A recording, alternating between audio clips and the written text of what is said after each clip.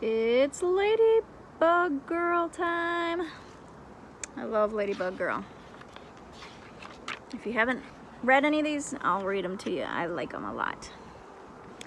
I'm Ladybug Girl, says Lulu, zipping into the kitchen.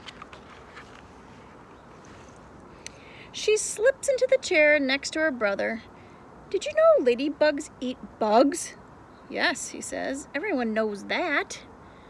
After breakfast, Mama says, Papa and I have work to do around the house. You'll have to figure out your own fun time, okay? How am I ever going to do that? Asked Lulu. You can do anything, Lulu. You're Ladybug Girl. Lulu runs after her brother. Where are you going? I'm playing baseball with Sam and Max. Can I play too? She asks. No, you're too little, he snorts. And bugs don't play baseball.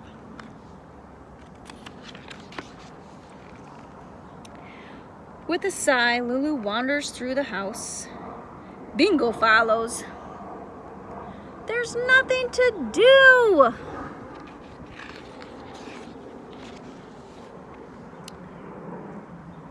In the living room, there's a wall of books. Lulu can't read yet, but she knows her letters. She finds a lot of L's. More than 59, she thinks. Then she waters her avocado plant. She takes out her ruler to measure if it's grown. Some days it just doesn't seem to be getting any bigger. When Bingo gives Lulu the look, it's time to go outside.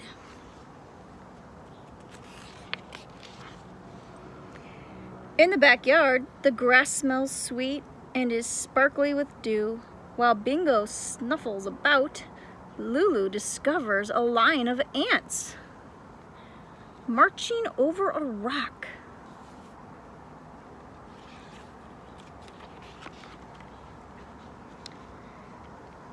Is that rock in your way, ants? It's much too big for you to move, isn't it? She says. I can help you. I'm Ladybug Girl.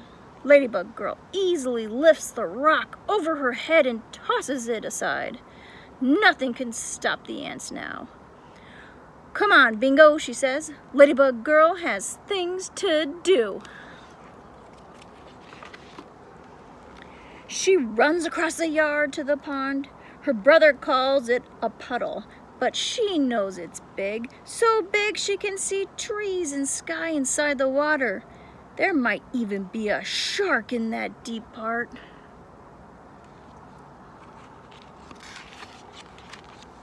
Ladybug Girl jumps in anyway. Her next stop is the old crumbly stone wall. It definitely needs her help. She picks up the fallen rocks and puts them back on top. Now the wall is bigger and better than before.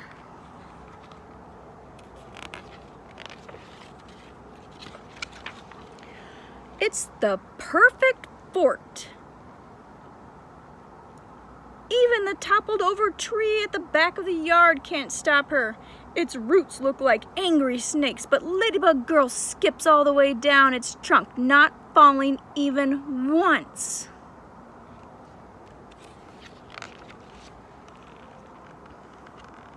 She jumps down and lands with the bow. Ta-da! She says. Bingo wags his tail. All of a sudden, Lulu hears the crack of a baseball bat. She whirls around and sees a ball bouncing towards her. Hey, her brother yells, throw it over here.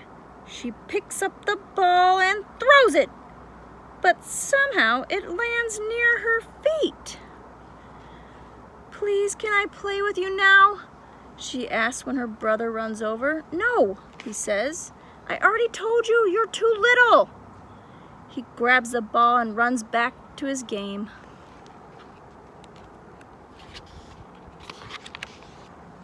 Lulu glares after him.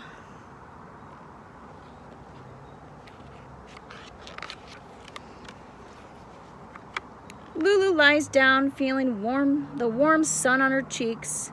She knows she isn't too little. She thinks of the 59 letter L's she found and how she saved the ants. She wasn't afraid of the shark at all. She built the perfect fort and she balanced across the whole tree without falling, all by herself. From out of nowhere, a gust of wind swirls the air with leaves. She jumps up to chase them. Ladybug Girl can catch leaves in midair. Ladybug Girl is definitely not little. She yells into the wind. Lulu runs up the hill to the apple tree and lifts herself onto the branch. She can see her brother and his friends playing baseball and hears them arguing. It doesn't really look like that much fun after all. Not the kind of fun Ladybug Girl has. She holds her thumb and index finger a bit apart and squints through them. She can fit her brother and all his friends between those two fingers. I'm not little, she says. You are little.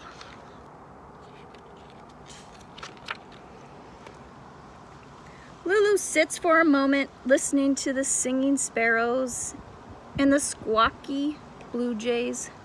When she hears Mama calling, she swings down and says, "Come on, Bingo! Let's go inside and tell Mama and Papa about our morning." Feeling as big as the whole outdoors, Lulu stretches out her arms and flies down the hill with her wings bobbing behind her.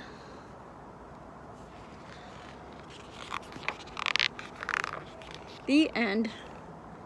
Well, look at all these. I like these pictures of her. She likes to dress up. But I think her favorite costume is Ladybug Girl. Hope you enjoyed it. See you, kiddos.